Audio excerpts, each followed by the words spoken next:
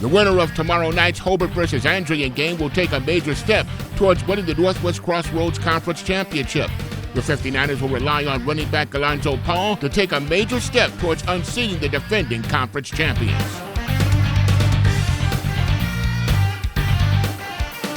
Coach, you come into this matchup with Hobart with a 2-game winning streak. How do the guys look so far this week?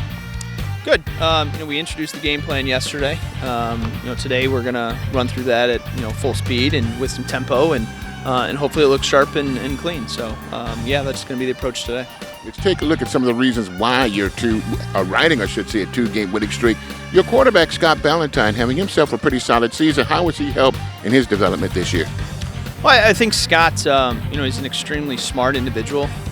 I taught him last year in honors biology. So from a teaching perspective, I can attest to just how knowledgeable and how intelligent of a kid he is. We place a lot of responsibility on our quarterbacks. So he's got to know a lot of things on any given play.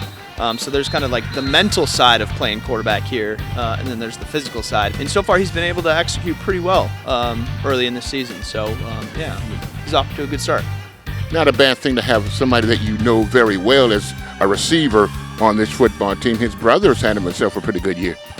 Yeah, Robbie's a really good athlete, 3-sport athlete here. And I think it certainly helps, as much film as Scott's watching, obviously his brother's watching too. So, as Scott's going through the game plan and the schemes and, what we put together each week, again, having his brother right there too to kind of go through that from the mental side is important. I pick up the paper Saturday morning. I see Andrean wins over Hobart. How did you do it? And I feel like every year, field position and turnovers have been a big part of the outcome of the game. Last year, we got some turnovers in some key positions, and we had a pick six as well. Offensively, we didn't have a ton of yards, but we had favorable field position. We were able to execute. I think that's going to be a big part. When you have two teams that are evenly matched and playing hard and fast and physical, those turnovers and field position can be pretty influential in the outcome of the game. Always a pleasure talking to you, buddy. Wish you the best. Always. Thank you. Appreciate it. Hobart lost their first 2 games of the season, but have bounced back nicely to win 3 in a row, including last week's win over Lowell. Winning 4 in a row won't be easy, with Trey Gibson and the Brickies facing the Andrean 59ers tomorrow night.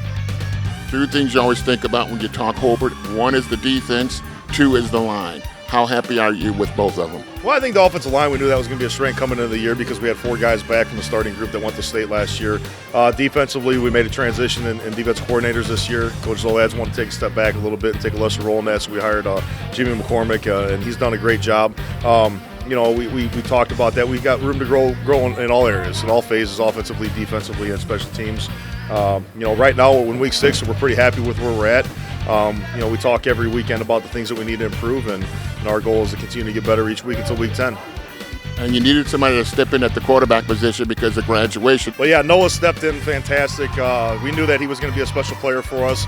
Just wanted to make sure that, he was going to be able to handle the speed of the varsity game, and he's done that fantastic. You see every week growth with him every week, and the things that he's doing and what we're able to do with the offense with him being a quarterback has been pretty good.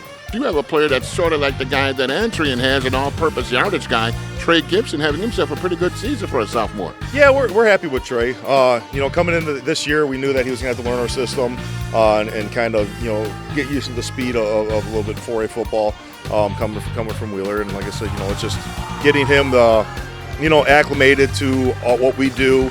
Our system's a little bit different than what he did at Wheeler. And now that he's kind of settled in and has found his groove, he's doing a really good job. How happy are you with this football team going into week 5, or week 6, I should say? Well, I think that, we've done some nice things. I'm happy with where we're at. Everybody thought this was going to be a rebuild year for us. I never said that. It's always regrouping with the people that you have. So I'm pleased with the people that have stepped up. Talk to the seniors about, hey, you're the guys now, and realize that your season's more than, guaranteed season's more than halfway over at this point. It's time to take that step up and be seniors. Good luck on Friday. Thank you, Tommy. Should be a great football game coming up Friday. Andrean versus Hobart. 2 football teams that would love to take a W into the next week of the season. 2 football teams that have been playing very well of late. So my question to you, Joe and Wayne, is, who you got? Who you got? Who you got? Who you got? Yeah!